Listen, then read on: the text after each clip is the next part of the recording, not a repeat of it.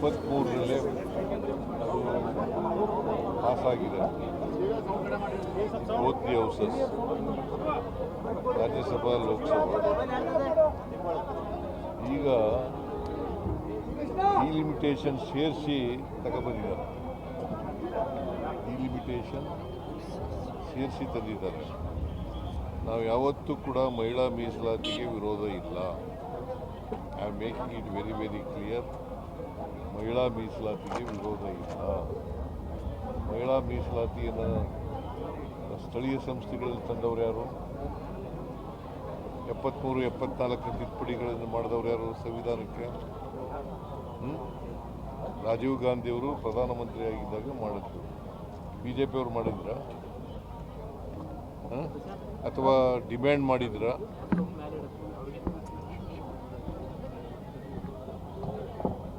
ಜಿಲ್ಲಾ ಪಂಚಾಯಿತಿಗಳಲ್ಲಿ, ತಾಲೂಕು ಪಂಚಾಯಿತಿಗಳಲ್ಲಿ, ಪಂಚಾಯಿತಿಗಳಲ್ಲಿ ಮಹಿಳೆಯರಿಗೆ ಮೀಸಲಾತಿ 33% ಕೊಡಬೇಕು ಅಂತ ಯಾವತ್ತಾರು ಒತ್ತಾಯ ಮಾಡಿದ್ರ?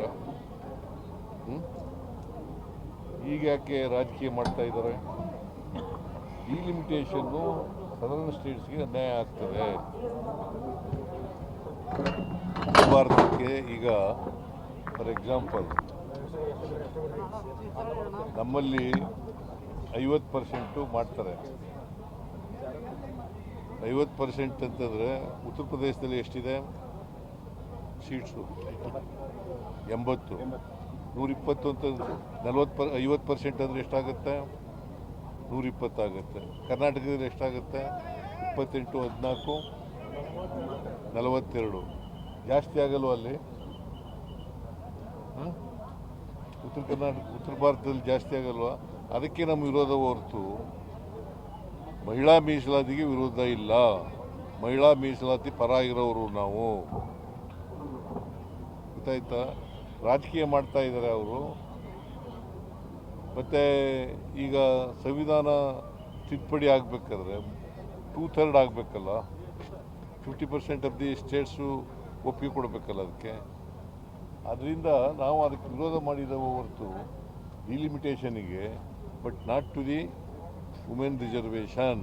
ಮಹಿಳಾ ಮೀಸಲಾತಿ ವಿರೋಧಿಗಳು ಅನ್ನೋ ಥರ ಬೆಂಬಲಿಸಲಿಕ್ಕೆ ಮೋದಿ ಅವರು ಮಾಡಿದ್ದಾರೆ. ಅದು ರಾಜಕೀಯ ಮಾಡೋಕ್ಕೆ ಹೊರಟಿದ್ದಾರೆ. ಈಗ ತಮಿಳುನಾಡು ಎಲೆಕ್ಷನ್ನು, ವೆಸ್ಟ್ ಬೆಂಗಾಲ್ ಎಲೆಕ್ಷನ್ ಇದೆಯಲ್ಲ, ಅದಕ್ಕೋಸ್ಕರ ರಾಜಕೀಯ ಮಾಡೋಕ್ಕೋಸ್ಕರ ಹೊರಟಿದ್ದಾರೆ. ಅವರು ಭಾಷಣದಲ್ಲಿ ಹೇಳಿದ್ದಾರೆ ಇದು ವಿಫಲ ಆಗೋದಕ್ಕೆ ಕಾಂಗ್ರೆಸ್ ಮೂಲ ಕಾರಣ ಅನ್ನುವಂಥದ್ದನ್ನು ಅವ್ರು ನಿನ್ನೆ ಭಾಷಣದಲ್ಲೂ ಕೂಡ ಹೇಳಿದ್ದಾರೆ. ತಪ್ಪ ರಾಜಕೀಯ ಮಾಡ್ತಾ ಇದ್ದಾರೆ. ನಿಮಗೆ ಈ ಮೀಸಲಾತಿ ತಂದವ್ರು ಯಾರು ಸ್ಥಳೀಯ ಸಂಸ್ಥೆಗಳಲ್ಲಿ? ನಿಮಗೆ ಗೊತ್ತಾ? 73rd, 74th ಅಮೆಂಡ್ಮೆಂಟ್ ತಂದವ್ರು ಯಾರು ಕಾನ್ಸ್ಟಿಟ್ಯೂಷನ್ಗೆ? ಯಾರ್ರೀ? ಹಾಂ, ರಾಜೀವ್ ಗಾಂಧಿ ಪ್ರಧಾನಮಂತ್ರಿ ಆಗಿದ್ದಾಗ ಆಗ ಬಿಜೆಪಿಯವರು ಒತ್ತಡ ಹಾಕಿದ್ರ? ಆಯ್ತರೆ ಮೋದಿಯವರು ಭಾಷಣ ಮಾಡ್ತಾರೆ ರಾಜಕೀಯವಾಗಿ. 23ರಲ್ಲೇ pass ಆಗಿತ್ತಲ್ಲಪ್ಪ.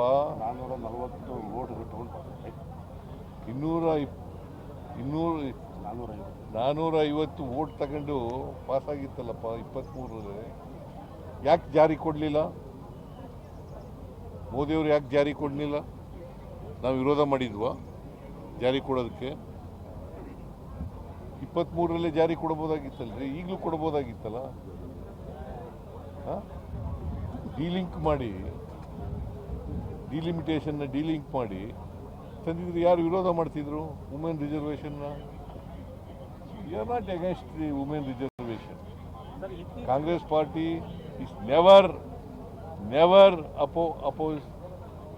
express opposition to women reservation. ಈ ದಕ್ಷಿಣ ರಾಜ್ಯಗಳನ್ನು ಹತ್ತಿಕ್ಕುವ ಪ್ರಯತ್ನ ದಕ್ಷಿಣ ರಾಜ್ಯಗಳನ್ನು ಹತ್ತಿಕ್ಕುವ ಪ್ರಯತ್ನ ಇದು ಯಾರು? ಡಿಲಿಮಿಟೇಷನ್ ದಕ್ಷಿಣ ರಾಜ್ಯಗಳನ್ನ ಹತ್ತಿಕ್ಕುವಂತ ಪ್ರಯತ್ನ ಚರ್ಚೆ ನಡೀತಾ ಇದೆ. ಊಟಕ್ಕೆ ನಾವು ಜನರು ಸಮಸ್ಯೆ ಮಾಡಕ್ಕಾದ ಜೈಲು ಹೋಗಕ್ಕಂತ ಕೇಳ್ತಾ ಇದ್ದಾರೆ. ಯಾವುದಕ್ಕೆ? ಒಬ್ರು ಮಾತಾಡಿ. ಪ್ರಜ್ವಲ್ ರೇವಣ್ಣ, ಈಗ ವಿನಯ್ ಕುಲಕರ್ಣಿ ಜನಪ್ರತಿನಿಧಿಗಳು ಜೈಲಿಗೆ ಹೋಗ್ತಿರೋದಕ್ಕೆ ಒಂದು ದೊಡ್ಡ ಮಟ್ಟದಲ್ಲಿ ಚರ್ಚೆ ಆಗ್ತಿದೆ ಸಾರ್ವಜನಿಕವಾಗಿ. ವೋಟ್ ಹಾಕೋದು ಅಭಿವೃದ್ಧಿಗಾಗಿ, ಆದ್ರೆ ಇವ್ರನ್ನ ಕಳಿಸೋದಕ್ಕೆ ಯುಪಿನಲ್ಲಿ 7 ಜನ ಒಟ್ಟಿಗೆ ಸಾಯಿಸ್ಬಿಟ್ರಲ್ಲ. ಕೋರ್ಟ್ನದಕ್ಕೆ ನಾನು ಮಾತಾಡಕ್ಕೆ ಹೋಗಲ್ಲ. ಕೋರ್ಟ್ನಲ್ಲಿ ಅಪೀಲ್ ಇದೆ, ಅಪೀಲು ಈಗ ಸೆಷನ್ಸ್ ಕೋರ್ಟ್ ಕೊಟ್ಟಿರೋದು, ಅದ್ರ ಮೇಲೆ ಅಪೀಲ್ ಇದೆ, ಆಗ್ತಾರೆ ಅಪೀಲ್. ಸರಿ, ಕ್ಯಾಬಿನೆಟ್ ಸಂಬಂಧಪಟ್ಟಂಗೆ ಮೊನ್ನೆ ಸ್ಪೀಕರ್ ಅವರು ಕೂಡ ಒಂದು ಹಳ್ಳಿಗೆ ಹೋದಾಗ ಸರ್ ಮಟಗ ದಂಧೆ ಪ್ರತಿ ಜಿಲ್ಲೆಯಲ್ಲೂ ಕೂಡ ಮಟಗ ದಂಧೆ ಇತ್ತು. ಅವರೇ ಏನಾದ್ರೆ ಹಿಡ್ಕೊಂಡು ಹೋಗಿ ಪೊಲೀಸ್ ಸ್ಟೇಷನ್ ಕೊಟ್ಟು ಕಂಪ್ಲೇಂಟ್ ಮಾಡಿದ್ದಾರೆ ಸರ್. ಅದಾಗಿ ಕೂಡ ಅದಾಗಿ ಸರ್ ರಾಣೆಬೆನ್ನೂರು ಸೇರಿದಂತೆ ಎಲ್ಲ ತಾಲೂಕುಗಳಲ್ಲಿ ಮಟ್ಕಾ ಮತ್ತು ಇಸ್ಪೇಟ್ ರಾಜ್ಯಾರೋಷಣ ನಡೆದಿದೆ ಸರ್. ಅಭಿವೃದ್ಧಿ ಎಷ್ಟು ವೇಗವಾಗಿ ಹೋಗ್ತಾ ಇದೆಯೋ ಅನೈತಿಕ ಚಟುವಟಿಕೆಗಳು ಕೂಡ ಅಷ್ಟೇ ವೇಗವಾಗಿ ಹೋಗ್ತಾ ಇದೆ ಸರ್. ಅದು ಉದಾಹರಣೆ ರುದ್ರಪ್ಪ